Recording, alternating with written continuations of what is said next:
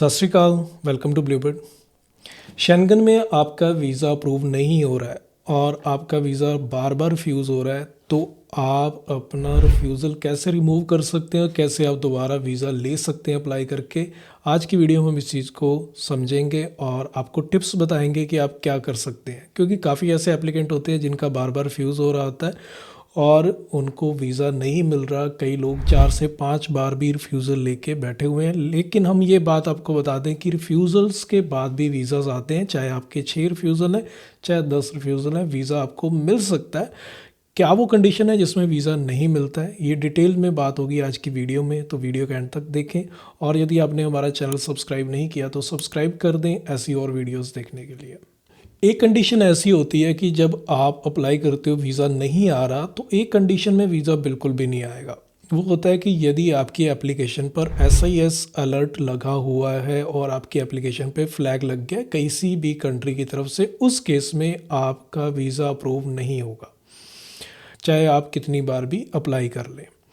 वो इसलिए होता है कि जब आपने कभी एप्लीकेशन लगाई हो, उस केस में आपने कोई फ्रॉड डॉक्यूमेंट यूज़ कर लिया हो, उस केस में आपके साथ ये चीज़ हो सकती है। यदि तो आपकी एप्लीकेशन बार बार रिफ्यूज़ हो रही है बट आपने कभी भी फ्रॉड डॉक्यूमेंट यूज़ नहीं किए, तो आप बिल्कुल दोबारा अप्लाई करें और वीज़ा ले लें।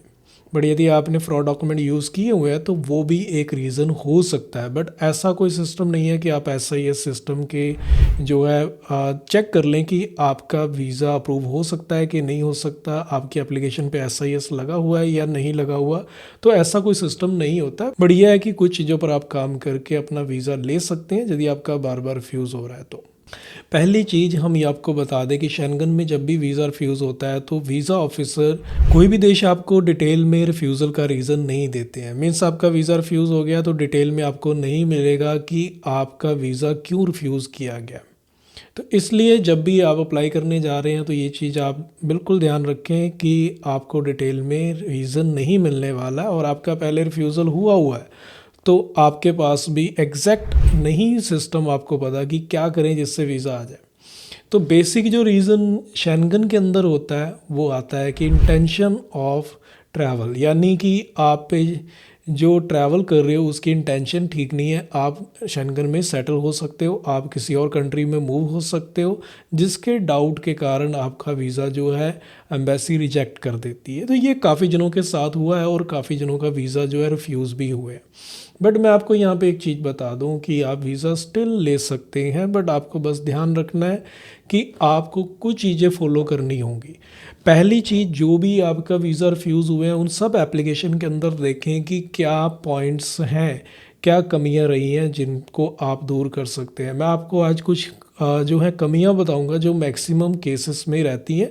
आपको उन पॉइंट्स को चेक करना है कि आपकी प्रोफाइल के अंदर वो कमी है, यदि है तो उस चीज़ को दूर करें और वीज़ा दोबारा अप्लाई कर लें। पहली कमी जो सबसे ज़्यादा हमें देखने को मिलती है वो ये मिलती है कि जब भी आप अप्लाई करते हैं तो रॉन्ग कंट्री के अंदर अप्लाई कर लेते हैं।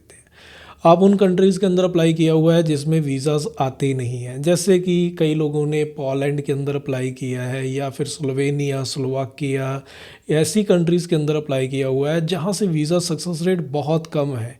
तो या वहाँ से आपका वीज़ा रिफ्यूज़ है तो ये एक रीज़न आपका हो सकता है। तो आपको अब उन देशों के अंदर अप्लाई करना है जहाँ पर वीज़ा सक्सेस रेट अच्छी होती है, जैसे कि Switzerland, Spain, Italy, Netherland, Germany. तो ये वो देश हैं जहाँ पर वीज़ा सक्सेस रेट काफ़ी अच्छी होती है।